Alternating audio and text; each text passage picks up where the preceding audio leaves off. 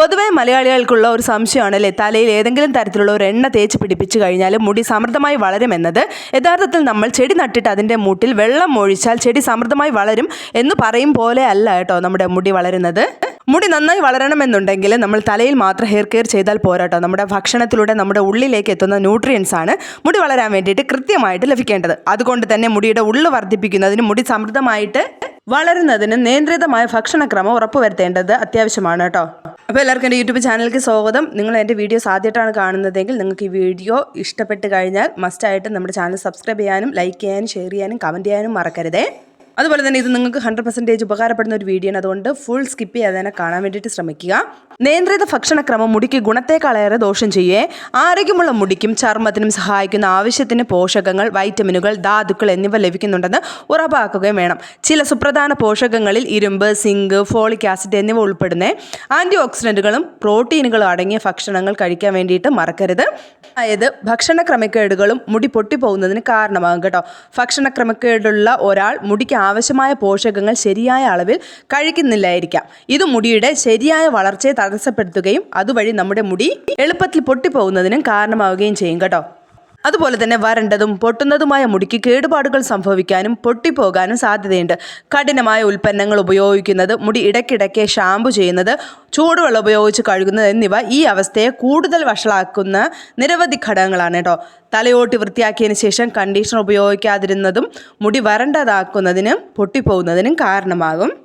അതുകൂടാതെ തന്നെ മുടി വളരെ ശക്തമായി ചീകുന്നത് മുടിയുടെ ഇഴകൾ പൊട്ടാൻ കാരണമാകും കേട്ടോ. ഇത് മുടിയുടെ വേരുകളിൽ നിന്ന് അടർത്തി മാറ്റാനും കേടുവരുത്താനും കാരണമാകും.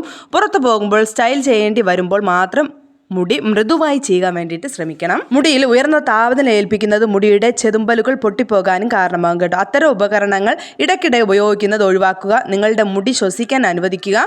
ഒരു ഹീറ്റ് പ്രൊട്ടക്റ്റന്റിൽ നിക്ഷേപിക്കുന്നത് ഇത് നിങ്ങളുടെ മുടിക്ക് കേടുവരുത്തുന്നത് തടയാൻ സഹായിക്കുകയും. അതുപോലെ തന്നെ മുടിക്ക് വിശ്രമം നൽകാൻ വേണ്ടിയിട്ട് ശ്രമിക്കുക.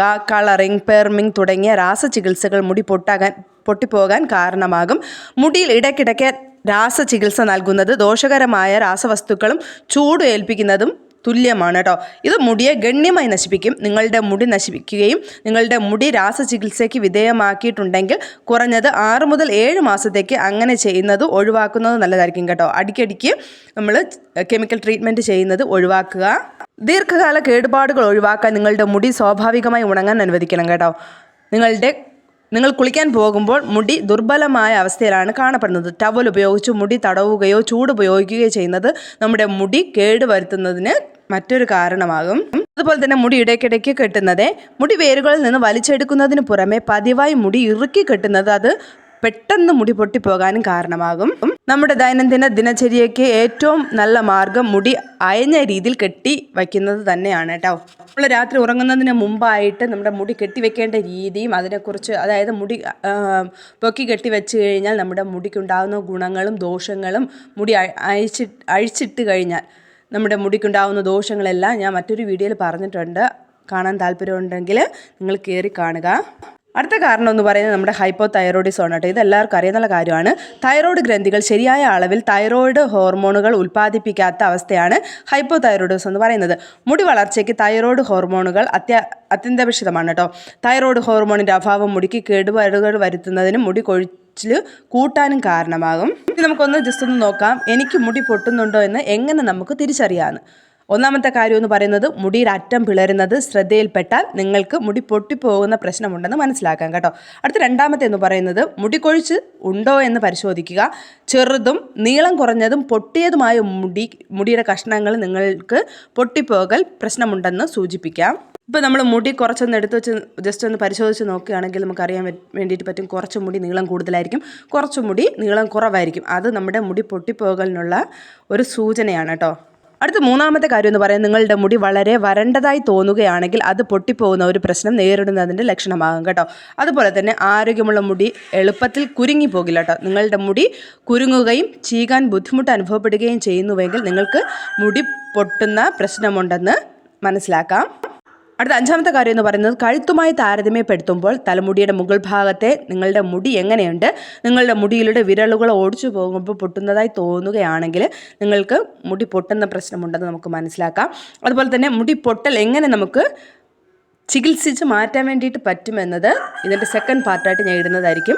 അപ്പോൾ ഇത് ഡീറ്റെയിൽ ആയിട്ട് നിങ്ങളൊന്ന് കണ്ടു വച്ചിരിക്കുക. അതിനുശേഷം രണ്ടാമത്തെ സ്റ്റെപ്പ് നമുക്ക് അതെങ്ങനെ ചികിത്സിച്ച് നമ്മുടെ മുടി പൊട്ടുന്നത് നമുക്ക് കൺട്രോൾ ചെയ്യുക എന്ന് നമുക്ക് നോക്കാം.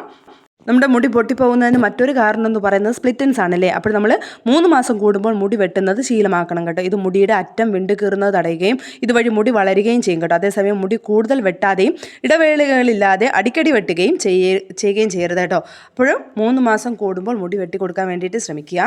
അതുപോലെ തന്നെ നമ്മൾ കുളിച്ചതിന് ശേഷം തോർത്ത് ഉപയോഗിച്ച് അമിതമായിട്ട് റബ്ബ് ചെയ്ത് മുടി ഉണക്കാതിരിക്കുക. അങ്ങനെ ഉണക്കി കഴിഞ്ഞാലും നമ്മുടെ മുടിയും അതുപോലെ തന്നെ നമ്മുടെ തോർത്ത് അല്ലെങ്കിൽ ടവലും ഉള്ള ഒരു ഫ്രിക്ഷൻ കൂടിയിട്ട് മുടി പൊട്ടിപ്പോകാനും ഊരിപ്പോകാനും ചാൻസ് ഉണ്ട്. അതുകൊണ്ട് അതും ഒന്ന് അവോയ്ഡ് ചെയ്യുക.